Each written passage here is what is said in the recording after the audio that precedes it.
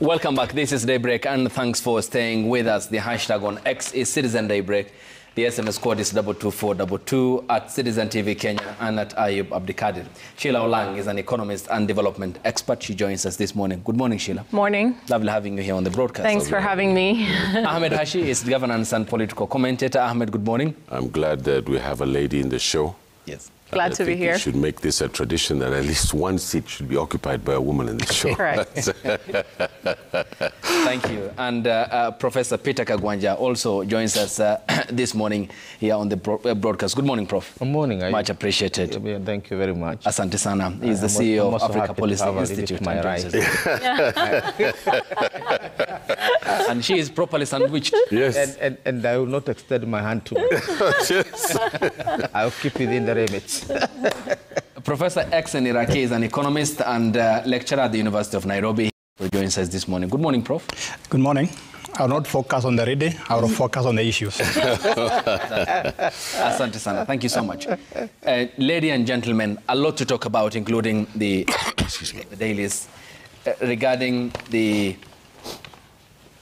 situation that had happened at Central Police Station to Albert Ojwang, a Kenyan who was ferried from the county of Homa Bay, transported to Nairobi. A lot of inconsistencies emerged between the statement by the National Police Service and accounts by witnesses. The reason for the arrest said to be insulting tweet against one of their bosses revealed a growing pattern that points to the existence of bloodthirsty units ready to kill for the state in a continuing frenzy of abuse of Kenyans. And the National Police Service this morning released a statement on the interdiction of the officer commanding the station, the OCS Central Police Station, the duty officer on duty that night, the cell sentry on duty at the time, all officers who are on duty at the report office that night, and any other officer found to have been on duty or otherwise involved during the incident. This was the communication issued by the National Police Service overnight regarding Albert Ojwang, who had died while in police custody. And we begin on that note, coming to you first. Ahmed, what do you make of this? First, I want to send my deepest condolences to the family of Mr. Ojwang. This is a shocking and appalling twist of fate today. Reminds me of a quip by Alexander Solzhenitsyn in the Gulag Archipelago, which said that the chief strength of evil is that they support each other. I want to tell this country that I can remember as a young man, this used to happen in the 1980s during the time of President Daniel Arap Moi, where people would just disappear or die or fall or slip in the cell. You know, Ayub, we've all slept on these cells, and what they do is they put a lot of water in it, cold water, the torture system. And you're supposed to slip and fall, and if not, they push you so that you fall and break your head. It happened here at Nyayo House, it happens to all these police stations. Mr. Ojwang was taken to the police custody by his father, who surrendered him to the police. And all of yesterday, or last night, or the day before, I'm not very sure when, the body was being chased around by relatives, friends, and by Mr. Khalid of Haki, Kenya, to find out which mortuary that they were in. I think that the coroner by now should have been at the mortuary. I think the Minister of Internal Affairs should have been there. I think the police commissioner should have been there. Talking about police officers at a cell shows that there's a complete breakdown of the chain of command in our security system. When this happens to a citizen in this way, then all our lives are in danger. Because once you're presented to a police station to be in custody, you're under the protection of the state. Okay. And once the state cannot produce, once the lawyers cannot come in and produce something called a habeas corpus, which is the cornerstone of our constitution, and then you're told that he hit himself in the head on the wall and died, that is a consternation wrapped up in an enigma. I am shocked And I think that the Minister of Internal Security should be out today in the morning to tell this country what happened, or he should just vacate his office and leave, because we don't know what's going on in this country anymore. Okay. And Sheila, this comes exactly on day 1,000 since President Ruto assumed office, and despite the promises of reforming the security sector and agencies during the campaigns, the lofty promises, police brutality, and other forms of extrajudicial actions, still today this continues unabated, is it? I mean, it's a very sad day for us as young Kenyans. I will tell you that yesterday for us, it was a very difficult time. Because this could have been any of us. Last year, a bunch of us were protesting, a bunch of us were being very politically active and asking for our rights. Just to set the stage, over 70% of Kenyans are under the age of 35. This is the majority. The people they're busy killing, this is the majority in this country. And actions such as what is happening to Ojwang are not very helpful. A lot of us were on the streets, a lot of us were tweeting, a lot of us were doing, really exactly what he did. And we are alive today, and I'm sitting in this studio. That could have been me, that could have been any of my friends. Mm-hmm. This is not allowed. We live in a country that has laws. We live in a country where justice must prevail. And I don't know how many times us Kenyans will have to cry about issues to do with police brutality. And let me remind you that since last year, all the Kenyans who died, all the young people who died, not one person has been held responsible to this day. And this is the result of what happens. When you leave lawlessness to prevail, this is exactly what happens. Okay. And Professor Kagwanja, given what's been happening, why is it certainly so difficult to deal with the issue of human rights? Looking back at, of course, the reforms that came with the post-election violence, in the aftermath of it, the creation of the National Police Service. Ideally, seems that there is the kicking the can down the road, the perpetual continuity still. I think one can make 3 points. First and foremost, democracy across the world is under threat.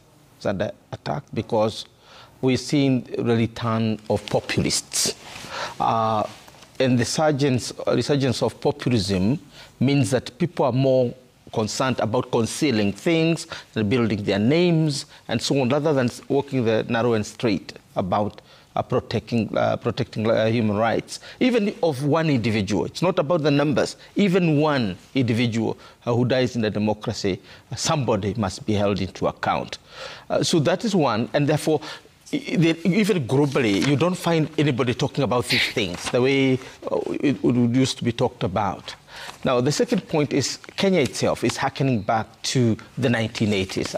I've been in this country for a while, and as a Gen Z in the 80s. So we've seen this. This is a deja vu. We've seen this before. And it is not only in Kenya. You remember Steve Biko. So you don't know whether Meshach Ojwang died in the police cells or actually died on the way, and they are trying to follow. The whole story maybe will not come out. So if you look at the movie around Steve Biko, this is what it reminds you of the very callous, police force and so on. But the police force is a reflection of the Raja government. It's not about focusing on the police, because I can see the headlines are about the police. This is not about the police. It's about the criminalization of the state. And when the state takes the place of the criminal, and the innocent becomes the criminal themselves, because it's your right to express yourself, to be honest. To express your feelings about your country, to express your feeling about your neighborhood, to express your feelings about your leadership. So there's nothing criminal about that.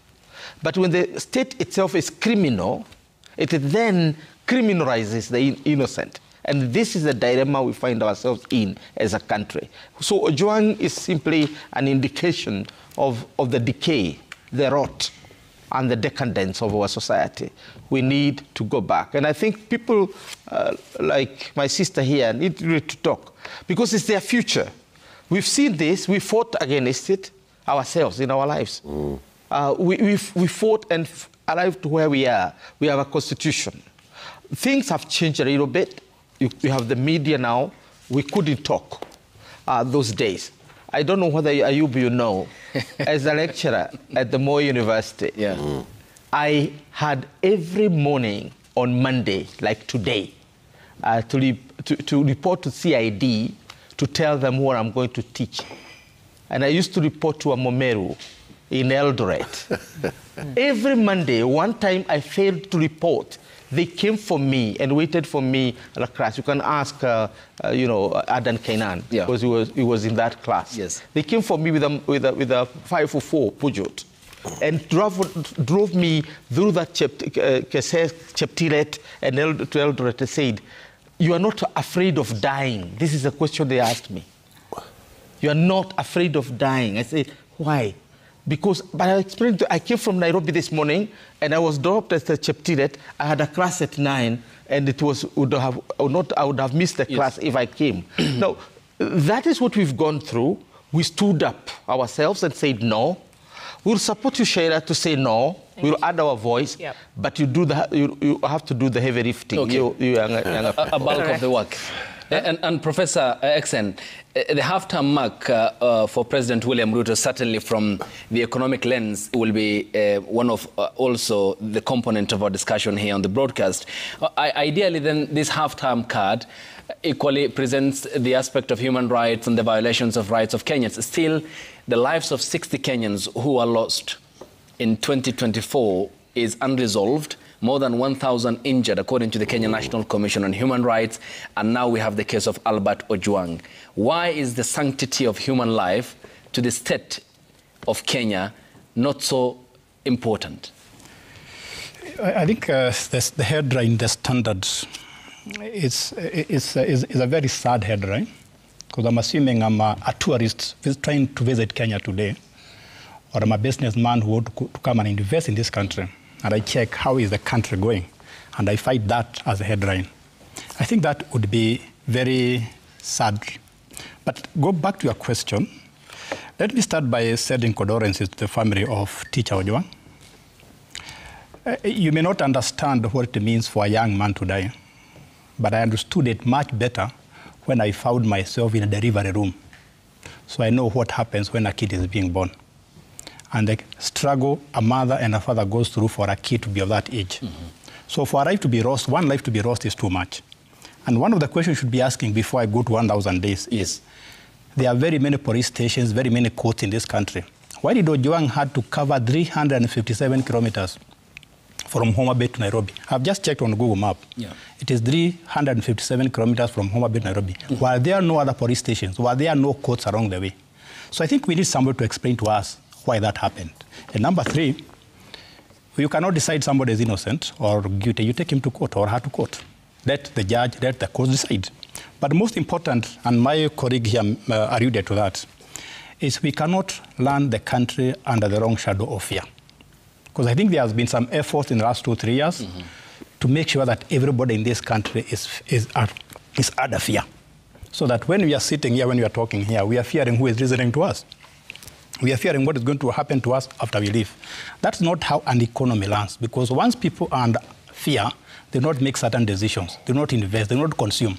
So it is 1,000 days since President Ruto got to power, but I think we need to rethink of how we are going to run this country, not under fear, but under freedom. Mm-hmm. Luckily, unlike him, yes. Nobody ever told me to report what I'm going to teach. Okay. But I must thank him and others who fought for the freedom, so that we enjoy it today without reporting to anybody of what we are going to teach. Yeah, ideally, you count yourself among the lucky few. We'll come to the specifics about also the inflation, the value of the shilling in the Kenyan pocket, and generally the political economy of the Kenyan establishment. Ahmed, Prof points to the high-handedness by the state. And this is a pertinent point that the president talked about during the campaign, saying he himself was also a victim. But then the question is, how comes this still continues? Why the perpetual continuity? You know, Kenya was born as a police state under the colonial system. The subaltern, the people of this country were heavily policed during the struggle for the independence of this country. We produced something called the administration police. This is the people who were surrounding the concentration camps in this country. to make sure that the freedom fighters would not access food, would not access any kind of support from the communities up here in the mountain. As well, the trade unionists and the members of parliament who stood up for the freedom of this country were assassinated in tandem with that police state system. When our first president took power in this country, his first signature was to detain a Muslim from Mombasa, who, well, that's when he was prime minister, and he did it under the desk of the same governor who was there before. Yes, and Mr. Moi turned it into a blunt object. Mr. Kenyatta used it as a pin. You know, he would deal with people on an individual basis. Moi brought mass police station, mass killing, mass... even the Air Force one time bombed some people here in Molo. I remember as a young kid, I could see it in the newspapers. They were being called Pokot rustlers. And when a government starts using aeroplanes against its own citizens, this is a huge problem. Today, we are going back. The problem in this country is between the Reds and the Blacks. And the thing that has happened is that the government today is turning back the clock because, as I said on this program, the president is an autocrat. And the message that he has sent to the police system and the security system is that at all costs, deal with anyone who opposes this administration. And this is not something theoretical for me. An international system, broadcast station, the British Broadcasting System released a program the other day in which we could see our police officers crouching down and shooting citizens who are protesting. And we have had abductions. We have warned the president. He himself has admitted it's not something that I'm telling, something new I'm telling the public. He went to the prayer breakfast and said, I apologize for the abductions. And therefore, he knew something about it. Mr. Justin Muturi, who was on television, said that he was in the presence of the president when he was picking the phone and saying, release that fellow. Where is this country going to? We have a struggle in this country to fight for some very basic, decent freedoms. I remember the Honorable Raila Odinga is the one who used to spend all his years going 300 kilometers to Shimulatewa and back. He is today in the government and he's not saying anything about these police killings.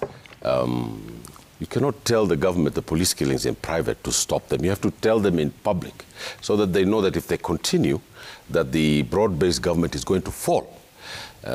Real pressure has to be applied to this administration, real political pressure, because we do not want to turn the clock back to the days in which we and many of the men and women who are sitting here stood up against. I am appalled by Mr. Ojwang's death. I think that in any decent government in the world, the government would resign and there would be a general election in this country. But because we're used to low standards, low systems, Mr. Ojwang's case is just going to be a little postscript in the newspaper come a week. And that's a shame to our country, I put it to you. Okay. And Sheila, when you picture this entirely and juxtapose it also with the events of last year, 2024, surely this is a democracy, as Prof points out, which hangs by a thread, is it, given the quality of the leadership we have and what happens and the unorthodox approach to issues regarding the sanctity of human lives, including these young Kenyans? Absolutely. I mean, we cannot play politics with people's lives. A life is a life. And I think the sooner that everybody in this entire conversation understands that, the better. There's also a different aspect that I think we have not discussed. We are also having a devolved system of what you're seeing here with Ojwang. That's what people are also forgetting. When you go down to county level, when you go down to constituency level, you are seeing people who are now deciding that they will act in a similar manner, lawlessness. Last year, I'm from Migori County. Last year, we had a similar case where a blogger was actually arrested was abducted by DCI, by and the county MP there because he wrote something on Facebook. And it took us a while chasing him down to try and figure out where he was within Nairobi and thankfully we were able to produce him in court and he was released. So what happens is when you allow things like this, you start to have semi-gods or small gods everywhere at different levels, and then that becomes very dangerous. We have to have accountability. We have to have respect for human life. I personally was very encouraged when the president came out and said, I apologize for the abductions. I think it was the first ray of responsibility that he took. And I would like to encourage them to continue doing the same. You have to take responsibility for Kenyan lives. They were very appalled by the same by Kenyans last time when we had an honorable member of parliament lose his life. And there was a sentiment that, hey, you're being very insensitive by the reaction that was. Today we're having Ojwang has lost his life. I would like to see this as the same manner of swift response. Yep. Somebody needs to get arrested. Yeah. People need to get arrested. Yeah. And somebody needs to be held accountable because each life is precious. They cannot tell us that us young Kenyans, we are the future. I mean, you're right when you say if we don't speak out for this, if we don't work hard and set the pace, they will not be here. When Kenya is falling apart, they will not be here. And I can tell them that as young Kenyans, we are not going to allow Kenya to be a failed state. Yep. We just will not do it. Yeah. And Prof, in the case of Albert Ojwang is a representation of what also happens behind the curtains. For example, on Friday, just after Eid, DCI officers believed to be officials from the Directorate of Criminal Investigations from Eldas in Wajir County, one from Nairobi, and 3 other plainclothes police officers picked up a blogger by the name Omar Sheikh from Two Rivers Mall, where he was celebrating with his family for the Eid. It took the intervention of the county governor and the speaker for him to be released, simply for expressing himself on social media. The same to Albert Ojwang and many other Kenyans. What does this point to? Is this a systematic attempt to silence Kenyans to enjoy the freedoms granted by the Constitution? Well, there is something they call in philosophy public lynching. Those who like reading will remember the book by the French philosopher Michel Foucault. It's called Discipline and Punish. And what is brought there is the behavior of the leadership when leadership is confronted by increasing criticism from the public. And they are afraid of their shadows, and then they look to every shadow they see in the public, they want to silence it. And in order to do that, you want to turn this into a public spectacle. The moving of Ojwang from Homa Bay, 385 kilometers across to Nairobi. Remember how many cities and towns he has passed through. They had lunch somewhere now. And finally, you're here at the Central Police Station. Like your detainment is more special than anything else. And then finally, you have your resting place at the city mortuary. That reminds me of Monsieur Damir in Foucault's Discipline and Punish. That you have to be tortured all the way. In fact, they even describe the instruments that are going to deal with you at every minute as you go. And you are every time reminded you have to say sorry to the monarch. You know, these are the texts we have been taught in school, and we are aware of this.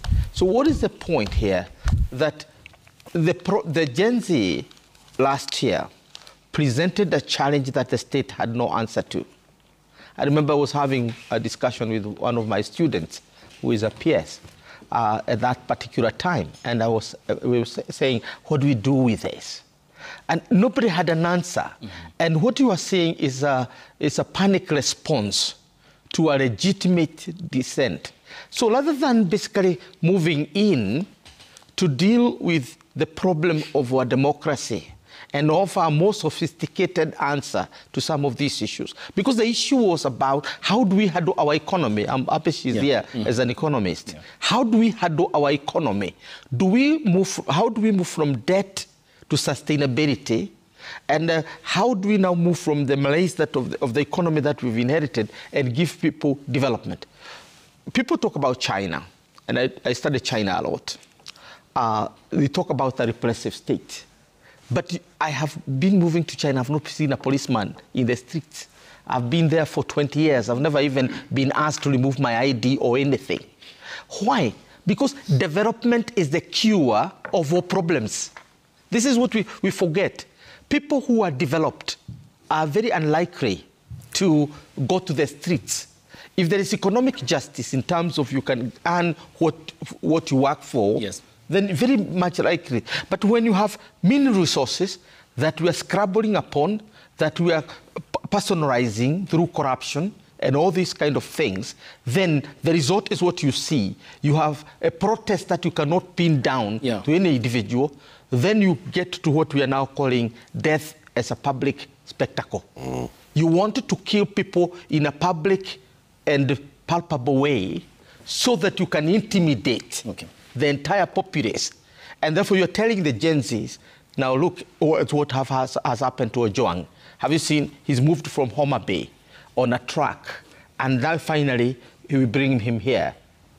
Your time is coming. That's intimidation. That's what we're talking about. All right. And that's when death becomes a public spectacle. Okay, Professor Iraki, when we get back from the break, I'll begin with you. And Prof. Kagwanja has touched on the economics of our politics. We have seen over the weekend what was dubbed as the economic empowerment programs, gobbling up millions of shillings, hundreds in figures, ideally to the very same people who are poor, and the creation of the class structure in Kenya in the context of politics. And the bearers of responsibility will place the responsibility where it ought to be. The hashtag on X is Citizen DayBreak. The SMS code is 22422 at Citizen TV Kenya and at Ayub Abdikadir. We are back with the lady and the gentleman here on the broadcast after the break. Stay tuned.